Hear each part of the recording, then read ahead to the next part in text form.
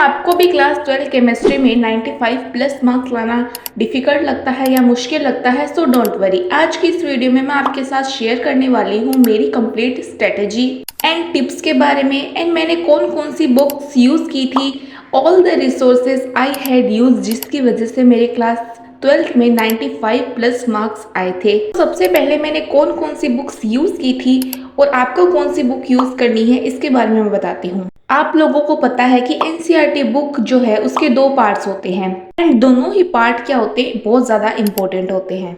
NCERT बहुत ज़रूरी है, इसे बिल्कुल भी स्किप मत करना।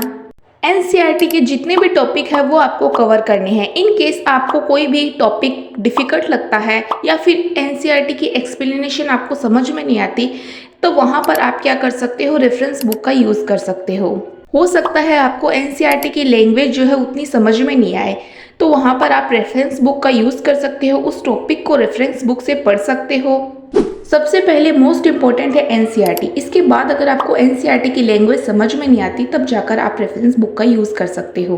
अगर आप रेफरेंस बुक प्रेफर नहीं करना चाहते तो आप उस टॉपिक को यूट्यूब से या फिर चैट जीपीटी से भी आप पूछ सकते हो, वो भी अच्छे तरीके से आपको उस टॉपिक को एक्सप्लेन कर देगा।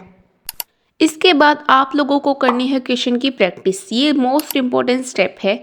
आप जितना ज़्यादा क्वेश्चन की प्रैक्टिस करोगे, आपके कॉन्सेप्ट और अच्छे क्लियर होते जाएंगे। क्वेश्चन की प्रैक्टिस के लिए आप क्वेश्चन बैंक ले सकते हो। देखो, रेफरेंस बुक हो सकता है आप में बहुत सारे उसमें क्वेश्चन हो, बट वो उतने ज़्यादा रिलेवेंट नहीं है, क्योंकि वहाँ पर लेटेस्ट पैटर्न गिवन नहीं है। लेटेस्ट पैटर्न में क्या क्या है, एमसी क्वेश्चन आ रहे हैं, आपके केस बेस्ड क्वेश्चन आ रहे हैं, कॉम्पिटिटिव बेस्ड क्वेश्चन आ रहे हैं, कॉन्सेप्चुअल क्वेश्चन आ रहे हैं, रीजन बेस्ड क्वेश्चन आ रहे हैं। सारे टाइप के क्वेश्चन वहाँ पर प्रॉपरली मेंशन नहीं है, इसीलिए आप लोगों को एक अच्छी सी क्वेश्चन बैंक प्रेफर कर लेना चाहिए। कौन सा क्वेश्चन बैंक आप लोगों को प्रेफर करना चाहिए, तो आप लोग ओसवाल पब्लिशर की क्वेश्चन बैंक आप लोग प्रेफर कर सकते हो। वहाँ पर आपके सारे टाइप के क्वेश्चन वहाँ पर मेंशन है, और वहाँ पर आपको शॉर्ट नोट्स भी गिवन है। आप वो क्वेश्चन बैंक प्रेफर कर सकते हो, सो दैट वहाँ पर शॉर्ट नोट्स भी मेंशन है, इसीलिए आप वहाँ पर ही चैप्टर का रिवीजन भी कर सकते हो। इसके बाद आप लोग वहाँ पर MCQ, case based question, very short long type question, आपको सारे टाइप के क्वेश्चन वहाँ पर मिल जाएंगे। इसके बाद आपके पास कौन सी बुक होनी चाहिए, तो आपके पास होनी चाहिए प्रीवियस ईयर क्वेश्चन पेपर की book. Previous year question paper की बुक आपको क्यों लेनी है, ये मैं क्यों बता रही हूँ आपको, क्योंकि यहाँ पर क्वेश्चन के साथ उसका सॉल्यूशन भी मेंशन रहता है। देखो, आप गूगल से पेपर देख सकते हो वैसे तो, पर वहाँ पर सॉल्यूशन मेंशन नहीं होता। अगर आप सॉल्यूशन ढूंढोगे तो आपका बहुत सारा टाइम वेस्ट हो जाएगा। अगर आपके पास प्रीवियस ईयर क्वेश्चन पेपर की बुक होगी, तब आप वहीं पर आप सॉल्यूशन भी मेंशन होगा, तो आप लोग पहले खुद से सॉल्व करके देख लेना। इन केस अगर आपके सॉल्व नहीं होता है तो वहाँ पर ही आप उसका सॉल्यूशन देख सकते हो, इससे आपका टाइम वेस्ट नहीं होगा। आई होप आपको इतना क्लियर हो गया होगा आपको कौन सी बुक लेनी चाहिए। आपको सबसे पहले मोस्ट इम्पॉर्टेंट एनसीईआरटी, देन आप रेफरेंस बुक प्रेफर कर सकते हो, देन आपका क्वेश्चन बैंक तो मोस्ट इम्पॉर्टेंट है, and then previous year question paper की बुक। ये सब आपके पास होना चाहिए। अब हमें पढ़ना कहाँ से है, तो ये आप लोग डिसाइड करोगे कि आप लोगों को कहाँ से पढ़ना है। मल्टीपल जगह आप लोगों को नहीं भागना है, आपको एक जगह ऐसे डिसाइड करनी है कि मुझे यहीं से ही पढ़ना है। तो जैसा कि आप लोग स्कूल जा रहे हो, स्कूल में टीचर से पढ़ रहे हो, ठीक है, कोई बच्चे कोचिंग जा रहे हैं या ट्यूशन जा रहे हैं, कोई यूट्यूब से पढ़ रहे हैं, तो ये आप लोगों को डिसाइड करना है कि आपको कहाँ पर ज़्यादा अच्छे से समझ में आता है। मल्टीपल जगह आपको नहीं जाना है, वहाँ पर आप कंफ्यूज्ड होगे, क्योंकि हर टीचर का पढ़ाने का मेथड जो है वो अलग अलग होता है। ये आप लोग डिसाइड करोगे कि आपको सिर्फ यहीं से ही पढ़ना है।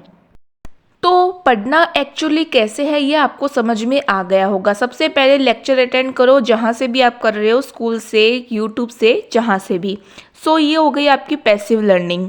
अब हम आगे हमारी करेंगे एक्टिव लर्निंग, विच मीन्स अब हम खोलेंगे हमारी एनसीईआरटी। एनसीईआरटी में समझ नहीं आ रहा तो आप अपनी रेफरेंस बुक यूज़ कर सकते हो, वहाँ से आप अपने हैंड रिटन नोट्स बनाओ।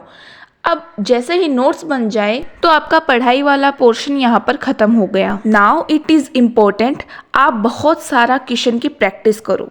सबसे पहले आपको एनसीईआरटी के इंटेक्स्ट क्वेश्चन, एक्सरसाइज क्वेश्चन, सारे क्वेश्चंस आपको एनसीईआरटी के प्रैक्टिस करनी है। देन आपको क्वेश्चन बैंक से क्वेश्चन की प्रैक्टिस करनी है, एंड उसके बाद में आपको उसी चैप्टर के प्रीवियस ईयर क्वेश्चन पेपर करने हैं। Now once again your done 1 chapter. Try करो कि 1 वीक या 2 वीक में आप पर्टिकुलर उस चैप्टर को फिर से रिवाइज करो। एंड आपको क्वेश्चन की प्रैक्टिस करने के बाद अब आपको बनाने हैं शॉर्ट नोट्स, जो बहुत ज़्यादा इंपॉर्टेंट है, एग्ज़ाम टाइम पर आपको बहुत ज़्यादा हेल्प करेंगे। और आपको ज़्यादा फोकस करना है रिवीजन पर। बहुत सारे लोगों को पता ही नहीं होता कि रिवीजन करना कैसे है, तो आपको उस पर्टिकुलर चैप्टर के नोट्स खोलने हैं और उसी से ही आपको उस चैप्टर का रिवीजन करना है। इसके बाद में टाइम मैनेजमेंट बहुत ज़्यादा ज़रूरी है। मेक श्योर आपकी स्पीड बहुत फास्ट है, तो आप अपना जो पेपर है वो 15 मिनट पहले ही कंप्लीट कर लेना। उसके बाद में आप ये देखना कि आपसे कोई क्वेश्चन मिस तो नहीं हो गया है ना, आपने आंसर्स के नंबर करेक्ट किए हैं ना। और एग्ज़ाम टाइम में ये बहुत ज़्यादा इंपॉर्टेंट है कि आपने क्वेश्चन को अच्छे से रीड किया है। बहुत सारे स्टूडेंट ये गलती करते हैं, एग्ज़ाम में डिप्रेस तो होते ही हैं, फिर क्वेश्चन को अच्छे से रीड नहीं करते और आंसर गलत लिखाते हैं। आपको ये गलती बिल्कुल भी नहीं करनी है। Also it is very important, अगर आपको 100 आउट ऑफ 100 लाना है तब आपकी प्रेजेंटेशन जो है वो बहुत अच्छी होनी चाहिए। आपसे कोई क्वेश्चन मिस ना हो, जब भी आप लिख रहे हो तब आपकी हैंड राइटिंग भी अच्छी हो। आप कोई एक क्वेश्चन कर रहे हो तो दूसरा क्वेश्चन स्टार्ट करने से पहले आपको 2 लाइन्स का स्पेस रखना चाहिए। देन आपकी कॉपी जो है वो एकदम प्रॉपरली नीट एंड क्लीन हो, क्योंकि प्रेजेंटेशन के भी मार्क्स मिलते हैं। तो ये मिस्टेक आपको एग्ज़ाम टाइम में बिल्कुल भी नहीं करनी है। आपको आंसर्स को bullets, points, proper spacing and heading के साथ में लिखना है। अगर कोई वर्ड इंपॉर्टेंट है तो आपको उसको हाईलाइट कर कर शो करना है, ताकि एग्जामिनर को कॉपी चेक करने में कोई प्रॉब्लम ना हो। आपको इसी माइंडसेट के साथ में जाना है कि मेरा पेपर अच्छा ही होगा, मेरे मार्क्स भी अच्छा ही आएंगे। आपको डिप्रेस नहीं होना है। कोई क्वेश्चन आपको नहीं आ रहा है तो उससे रिलेटेड कोई चीज़ लिख देनी है, लेकिन आपको वो क्वेश्चन नहीं छोड़ना है। सो आपको मेरी वीडियो कैसी लगी मुझे ज़रूर बताना। आई होप आपको मेरी बताई हुई कोई टिप्स एंड ट्रिक्स एग्जाम में काम आए। केमिस्ट्री को तीनों पार्ट्स को आपको कैसे डील करना है, कैसे आपको पढ़ना है, इसकी वीडियो मैंने ऑलरेडी अपने चैनल पर अपलोड की हुई है। आप वहां से जाकर चेकआउट कर सकते हैं, वरना मैं लिंक डिस्क्रिप्शन बॉक्स में प्रोवाइड करवा दूंगी, आप वहां से भी देख सकते हैं। और मैं कौन से टॉपिक पर वीडियो बनाऊँ ये मुझे ज़रूर बताना। प्लीज़ मेरे चैनल को लाइक एंड सब्सक्राइब जरूर करना, ताकि मुझे भी मोटिवेशन मिले वीडियो बनाने का। Thanks for watching.